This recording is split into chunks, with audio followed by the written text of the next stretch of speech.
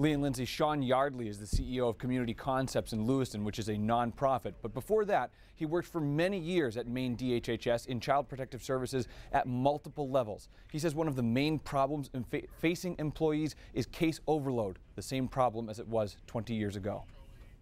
Great.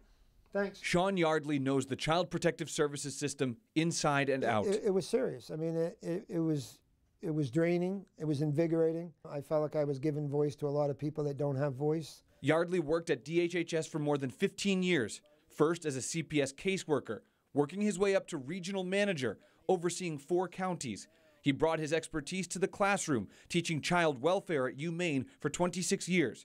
He says caseworkers are constantly overloaded. So I can remember when I was first a caseworker, I had a big caseload, and I got cases that were chronic, long-term cases. I would come back from lunch, and there might be 3 new referrals sitting on my desk.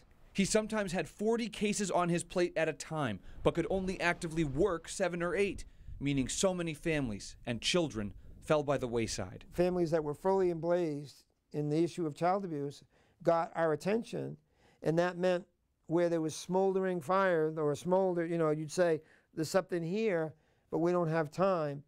And kind of by default, what that meant was, as soon as it erupted into flames, then we'd run to it and put our resources there. So it's not a very effective system. Trying to investigate one case could take hours, following up with teachers or pediatricians or others with restrictive schedules.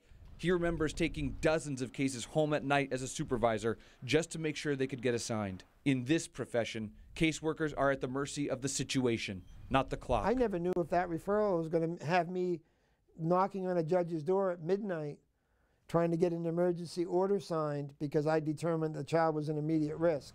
He says there are ongoing shifts between how much DHHS can be involved compared to a parent's rights.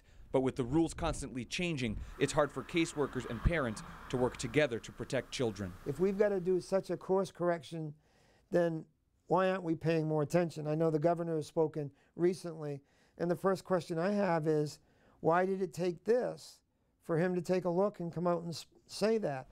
We reached out to DHHS to learn more about how many Child Protective Services employees they have right now, but we got no response. DHHS Commissioner Ricker Hamilton said in a previous interview that they have more employees now than they have had since 2011. Yardley plans to testify at tomorrow's hearing to protect funding for CPPC. Lee and Lindsay. All right, Chris, thank you very much. Switching gears in a big way now, and there was a huge difference because this morning it was like, and this afternoon it was like,